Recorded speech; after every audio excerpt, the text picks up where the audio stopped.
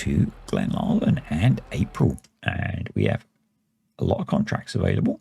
So I've taken a bunch of those for the guys in DS Agri to do if they want, and we also have a lot of milk to deal with. So I'm going to put as much as I can into the farm dairy, which is not that much, and the rest we will sell.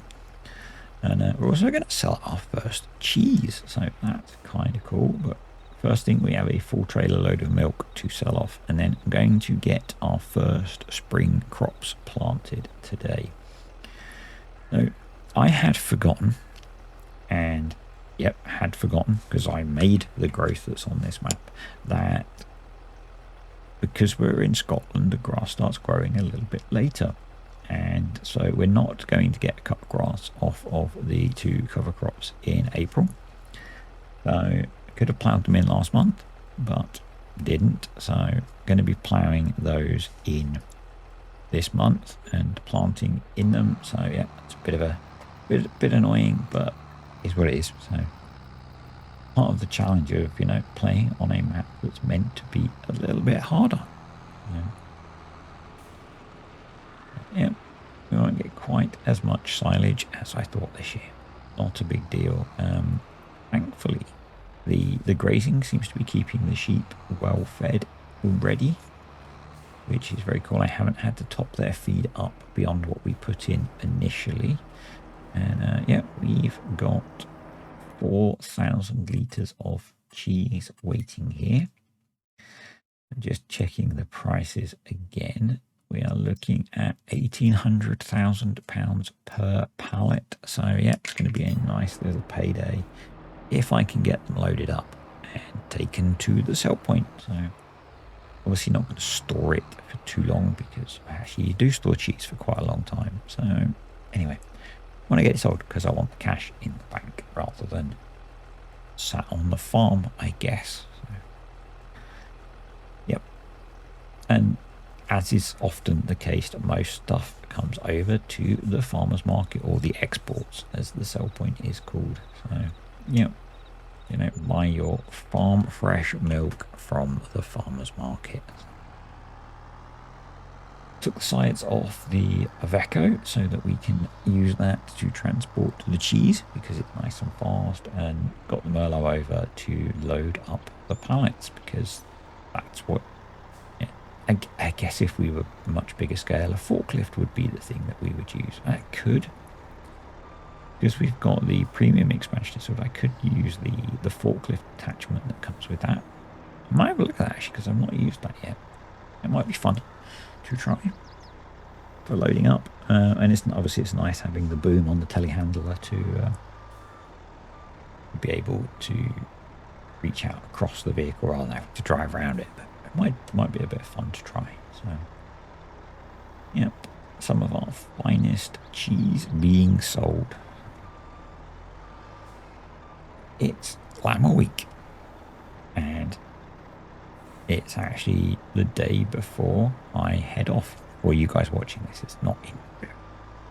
Let's go along with it. It's the day before we head off. So yeah, I'm traveling up on Tuesday evening, because I am doing some stuff with work on Tuesday, which puts me part of the way up to Birmingham anyway. So it seemed kind of crazy to then drive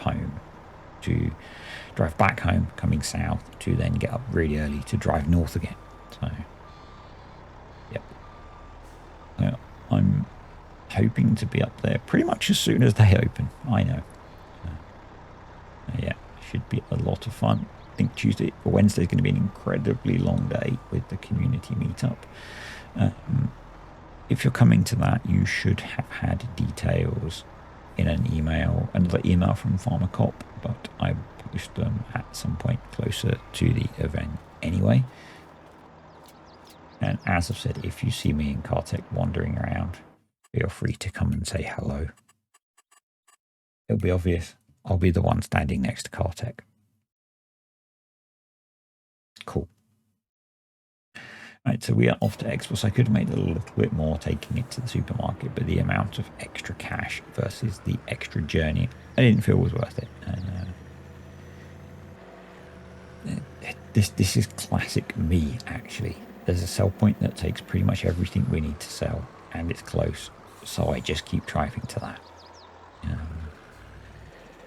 I know, it's classic me. As is crashing into things like hedges. But at least I didn't flip the vehicle over. Right, let's get this sold and see. So we're on 2.2-ish at the moment. So not bad. So pretty much $8,000 for the first few pallets of cheese. Nice. It's not even a month's worth of work, so kind of like that. Obviously, it's not producing enough to use all of our milk, but that's okay. You know, a bit of diversification of the income. So we're going to be planting what I'm calling Field 1 South. It's what's labelled as CP-1 on the map. With oats, but I wanted to put a little bit more seed and fert in. I really should have just moved the bucket, but where's the challenge in that, hey? No. That's why we have a telehandler with a boom. And so here we go. Desire for FS25. Deformable objects. Not going to happen because computationally they would be ridiculously expensive. But soft bales, soft bags of things. And actually the big bags are pretty good for that. They do have a bit of, you know, you can see it, they have a bit of sway and swing and stuff in them. But yeah, I know it's not going to happen because computationally it would be ridiculous. And it's, you know, no one would want that. I think it would be anyway, and people wouldn't want that massive reduction in performance that would come with it. But, you know, it'd be cool. It'd be cool to grab bales and have them squish. But they don't. So I said I should have moved the bucket, and now I'm going to move the bucket because I can't get to the fertilizer. And I want to put a bit more fertilizer in as well. This shed could really do with a good tidy up. It's kind of my dumping ground for things related to bags and the telehandler. And fertilizing. So, but yeah, it could definitely do with a good tidy up at some point. For now, we're just going to crack on with getting crops in the ground. That is kind of important. A lot of stuff we probably, you know, could have been autumn planted, but I've gone for spring planting or things just because. So, and I think based on the feedback, once we have completed harvest on here, which I guess if we're planting carrots and things, will be into autumn. But once we've done that, we will be moving to mainland Europe, I think. So, which will be interesting. So, I am going to be taking most of the kit with us. So, and the animals, you know, we will rely on magic transportation for that. Yeah. We will be going elsewhere. I kind of like the idea of like an Eastern European map. You know, I think they always look quite nice, or, you know, a little bit different. So kind of tempted by something like that, but we'll see when we get there. As it was in real time, it's probably a few months away. So we'll just see when we get there what's about. You never know what maps are going to drop. So yeah. Okay. So I said planting oats, and I don't remember why I picked planting oats. Well, I guess making grain mix. But and one of the things that's going to be a bit awkward is if we move. So I'm going to talk about cows. We move countries, having feed. And that's why last time when I did the move, I left the cows at the previous farm over the winter so that we would have crops ready to feed them. And, you know, realistically, I might just have to buy a load of feed in. to get us through the winter. That won't be ideal, but might be what we have to do. Now, we'll be able to sell a load of feed this end, so maybe it'll balance out. 4440 is not quite up to the job of running the seed. It's got enough power, but it's struggling on grip. So, never sure if this makes a difference, but in Farm Sim. But we're going to stick Jules on the back and see if that helps us out. So, there we go. Just Jules on the back. Not going to go. I did look all around, but we're just going to go Jules on the back. See if that helps out. Something else that I've done, and thank you Eagles for this. You may remember when I was manual shifting in the 8410. I was complaining that when I shifted into reverse, it went into R1. It was too low a gear. This tractor has the same problem. I had the same problem in that when you went into reverse, it went into R1 and it was really slow. And that really made it quite frustrating to use this tractor. Eagles pointed out that the gear that it goes into by default is set in the XML for the vehicle. So I have gone in and I have tweaked this one and it goes into R2 when it goes into reverse. And it is so much better. I do need to tweak the 8410. But yeah, really cool, really simple little change to make. So yeah, thanks Eagles for that. It's made this tractor so much nicer to drive. I think going to the Jules helped. There was certainly a bit less wheel slip going up the hills, and it was nice just to use a different tractor to do the job. So, yeah, it was I really like, jumping around. We've got a big fleet of tractors. It's nice to use them all. This one was kind of a not quite impulse purchase, but certainly not a purchase that was needed on the farm.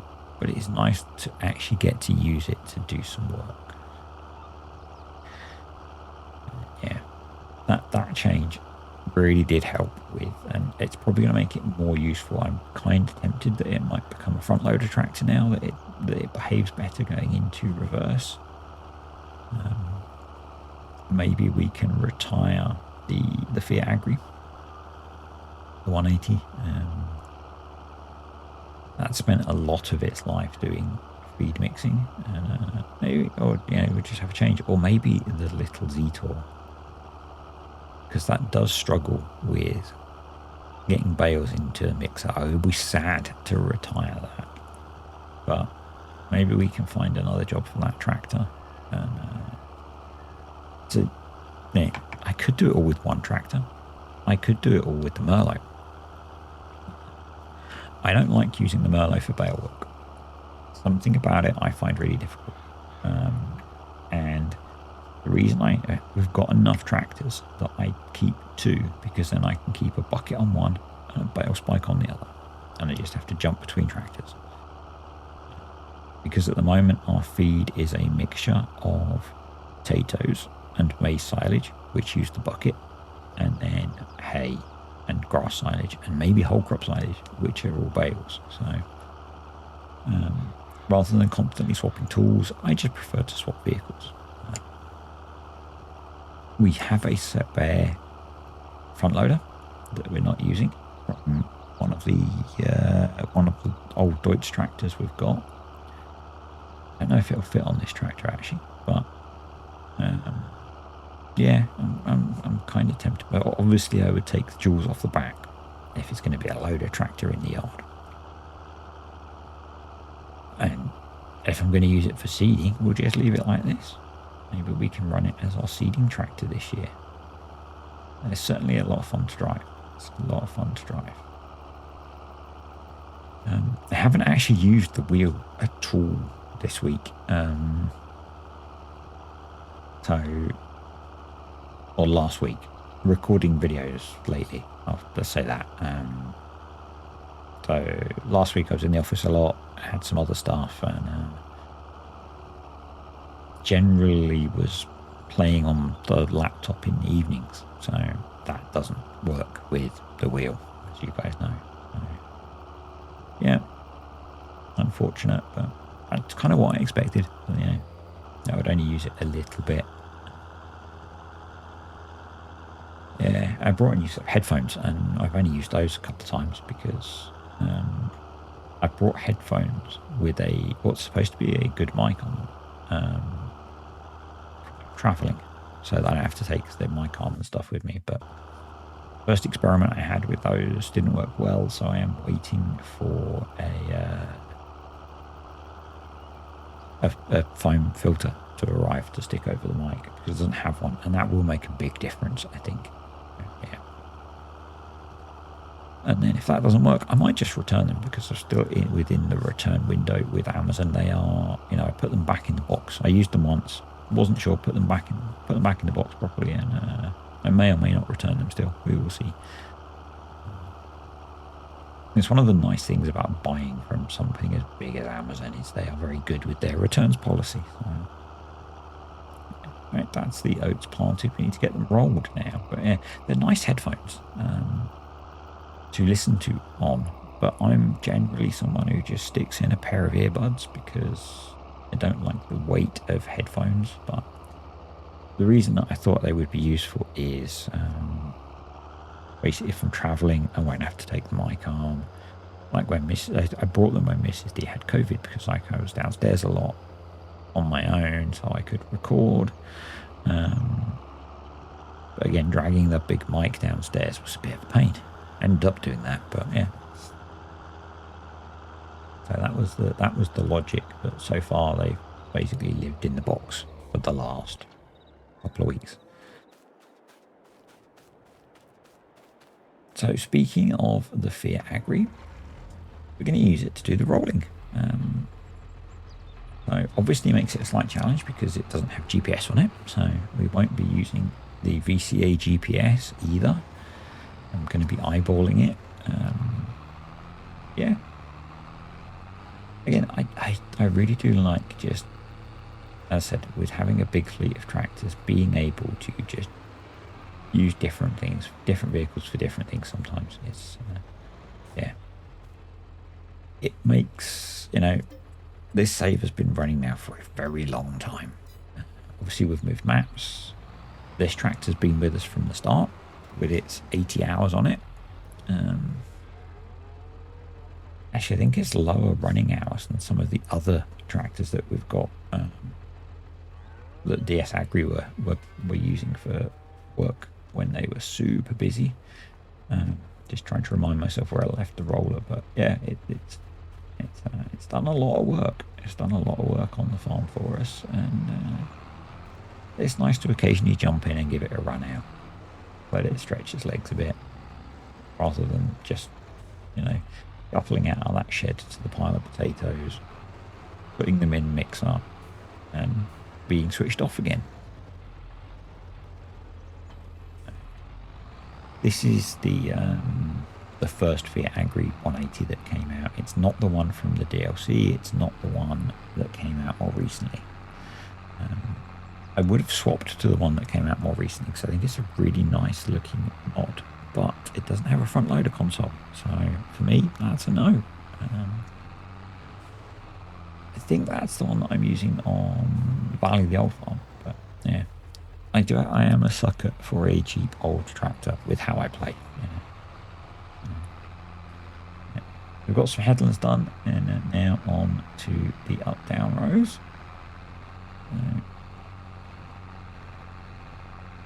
Yeah, this job doesn't take too long at all. There is rain coming, which is a little bit annoying, but I do manage to just sneak in getting this finished before the rain hits. I spoke in finally the Old Farm video at the weekend about the new video schedule. I did also say this week is probably going to be a bit weird. I've got videos planned out, but I don't know if they're going to happen because of Llama and being away for essentially the back half of the week. So that's potentially going to mean either less videos this week and or into next week. So because being away from home for 3.5 days means when I get back, I'm going to want to spend time with Mrs. D rather than locked up here. So don't know what's going to happen with videos from the event itself. I suspect Kartik and I will be chatting about that later as well, and you might have seen that if you watched yesterday's multiplayer video, because I'll be recording that with him a bit later. So getting very close to being done with the rolling, and that'll be this field sorted. It was ploughed so it won't get weeds. It shouldn't need fert because we did fert when we planted. So yeah, this field will be good until harvest now. And I think most of the fields that we're putting arable crops into will be like that, because the field that we had planted the winter wheat was potatoes, so that will have been ploughed. The new field was carrots, so that was ploughed. And I would probably plough in the grass because it will need ploughing to actually turn the grass in, so we shouldn't have any problems with weeds. So once everything's planted and rolled, it would be good just to leave it to get harvest. Where we will be buying new stuff, depending on when harvest kicks in. I'm guessing harvest will be somewhat late because of planting in spring. So we could be running a new combine at that point, which will be fun. Because the combines have got a lot of hours on them for the contracting they've done. Yeah. Definitely, a couple of years of doing contracting on with the volume of harvesting contracts that were done, certainly in the first year and in the second year, they got a lot of hours on them. So it's probably time to pass those on. And here comes that ranges. We've got one more little bit to roll, so I'm going to finish anyway, and we will be done. And yep. I will see you guys on the next video. If you've enjoyed this one, then click the like button. Honestly, thank you to the patrons and the YouTube channel members. Appreciate you guys supporting the channel. You are awesome. And any comments, questions, or suggestions, stick them below. And as I said, I will see you next time, where we're going to just be carrying on and getting everything in the ground. See ya.